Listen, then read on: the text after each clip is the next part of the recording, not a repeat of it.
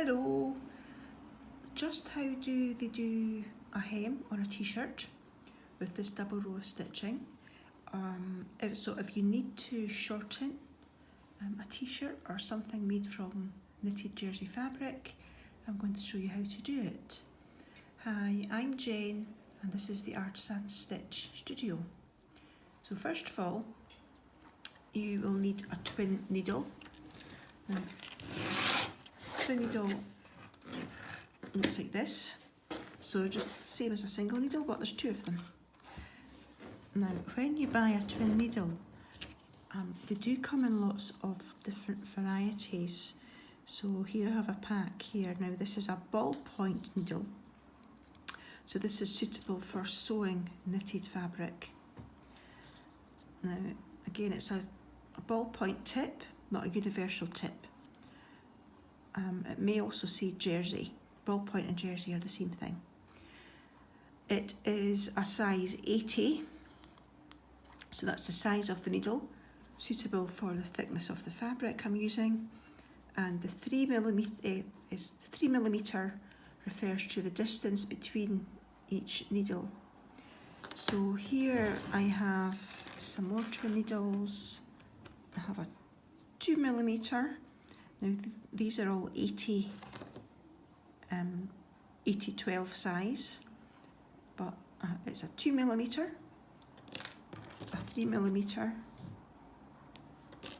and a 4mm. So that is really the distance between the two needles. Now you can see that what you get is two needles attached to one shank. So they have a flat bit on the back, so that's the bit that goes into your sewing machine. You will also need 2 reels of thread. So if you don't have 2 reels the same colour, you will need to wind yourself 2 bobbins. So one to serve as another reel of thread on the top of the machine, and of course your normal bobbin for the bottom of the machine. So I'll just get my machine set up and I'll show you how we do that. So I'm using my Husqvarna Emerald today. Now that has a horizontal thread spindle. It also comes with a separate additional thread spindle. And what I do is I pop this into this hole here. So it's probable that your machine already can take either 2 reels or it has an additional spindle that you can add when you need to. Now, as I said before, if you don't have 2 reels of thread the same colour, you can pop a bobbin on this. So let me grab my bobbin. So I've got my bobbin as my second reel of thread. I'm now going to take both threads and just run them through the machine, threading it as I would normally. Round up,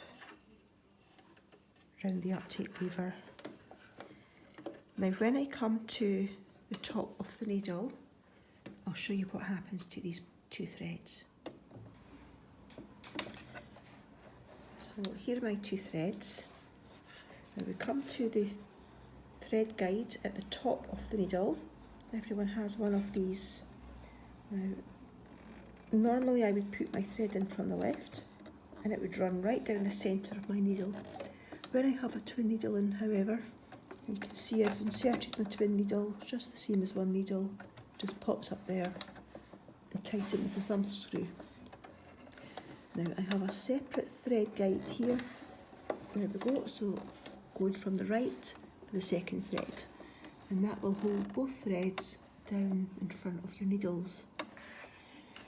Now unfortunately my needle threader doesn't work with a twin needle, so I need to thread these manually. So while I struggle to thread these, I'm going to cut and I'll come back once I'm ready.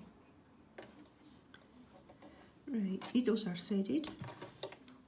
I have my piece of jersey knit fabric, so this is going to be my t-shirt that I'm going to turn the hem up. So I've prepared and pressed up my hem. Now there's no need to neaten the edge of jersey fabric because it doesn't fray, but if you wish you could take your zigzag stitch along the edge or an overlocker. So I've pressed my hem up Now the twin needle effect is of course going to be on the top, on the right side. So I'm going to pop my hem in. I'm going to be stitching at 2 centimetres. So I've got it lined up with the 2 centimetre line. Now if this was a garment, I'd probably start at the side seam and I could do 2 or 3 reverse stitches to secure my threads. So I've just got my machine set up for a normal straight stitch, 2.5 millimetres in length. I'm going to do a couple of straight stitches in reverse at the beginning. If this was an actual garment, I'd be probably starting at a side seam, so which is less obvious. So a couple of reverse stitches. Now, sew quite slowly. Don't rush this because you may get skipped stitches.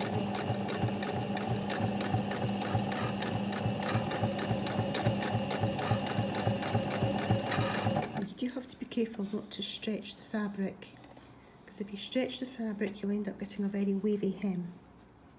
So just let it feed naturally into the machine.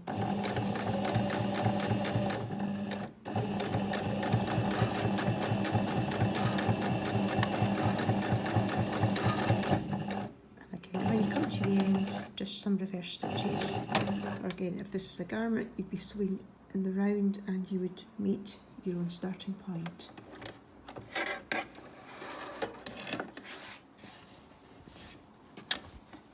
So there we go. There is my twin needle hem. Now obviously that needs a bit of a press, but a little bit of steam on that will flatten it out. There is no bubbling, tunnelling as they call it, when you get that little ridge sometimes. Now on the back, what happens is your single bobbin is zigzagging between your 2 needles, so that's how you get this little zigzag effect on the back. And if you've not stitched closely to the very edge, you could trim the excess fabric off, which I would. I don't like leaving that flap there. You could just trim that off. So let me press it up for you and trim it, and I'll show you what it looks like. So that's it pressed and trimmed. So that's your twin needle hem for jersey knit fabrics. Now the advantage of the ballpoint, the twin needle, is it gives you an elastic finish. If you had simply stitched 2 rows of straight stitch, it would not have given you that finish, and the tendency would be of course for the stitches to burst as the garment was being worn. So that's a twin needle hem.